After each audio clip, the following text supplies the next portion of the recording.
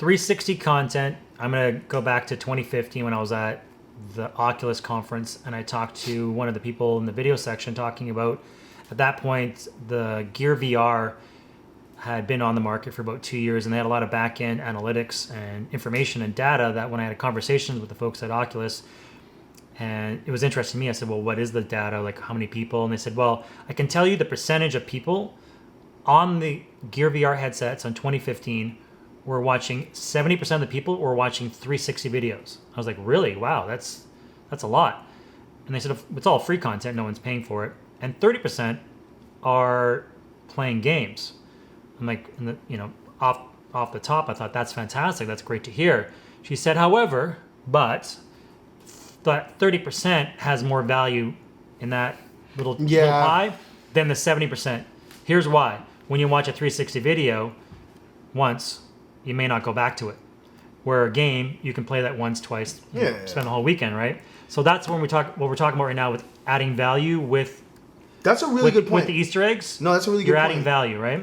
Not only that, that's a really, really good point. I'm glad you brought it up. A lot of people think what we do is create games. They don't understand it's a practice. I think people are now becoming more knowledgeable, but when you say VR, they think game. They think entertainment. And when you say 360 and VR, like, well, what does that mean? What does that mean? Yeah.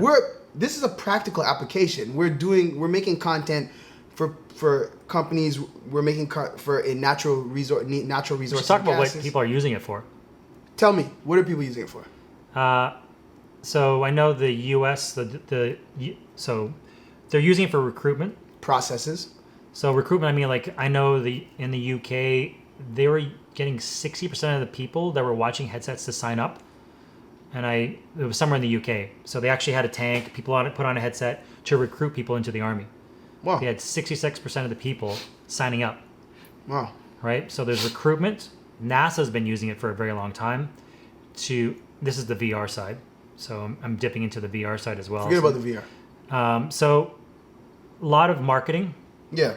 So back in the soap opera days when we first had traditional TV in 1950s, a lot of the soap operas were created by soap companies. Mm-hmm. So when 360 first came out, you would see MasterCard. It wasn't even a commercial. It was literally a helicopter flying through a city just because 360 was so new. They would just have gratuitous eye candy and at the end a logo. Really? Yeah. So that's how a lot of filmmakers at the beginning got paid. I remember that. Right? I remember that. And like really exotic places. Yeah. I'm going to take this here, throw some music, that's it. The end. It was just to test the market. Now people are using it for education purposes, to be immersed in classrooms. Yeah. So this whole online thing, I'm really digging, where you can actually feel like you're in a course, in a workshop. And because of the attention spans, I've even heard statistics that our attention span's gone down to 7 seconds, where if you're not juggling a ball for me in 7 seconds, you've lost my interest. Yeah. Right? Basically, it's the equivalent of on your head. It's juggling and the attention span of a goldfish is 7 seconds. No, that's a compliment. Right. So I have an 8-year-old, and our attention spans at the age of 8 is not that. Doesn't go for a very long period of time.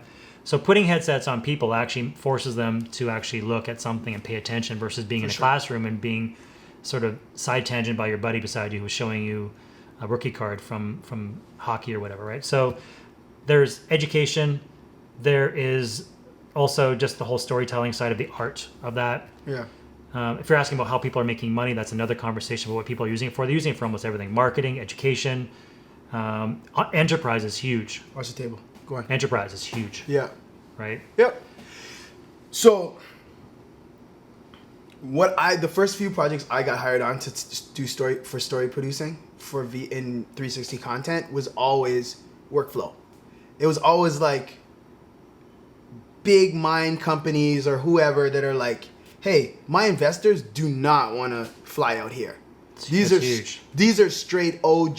When I talk enterprise, that's what we're talking about. Yeah, these guys they're on their yacht. They don't have time to like come down to the mine with a hard hat. So these guys are like, we can't show them a video of everything being cool. Right now, yeah. They want to see the blemishes. Yeah. So let's show them the process from start to finish. Drones, interior cab footage, exterior footage, on the ground, sticks, the whole 9 yards. Yeah. And then, so now there's transparency. Here's the process from A to Z. Truth, as we talked about earlier. Thank you. An investor wants to know what the truth is. That's why I wanted to bring it back to the blemishes and your truth.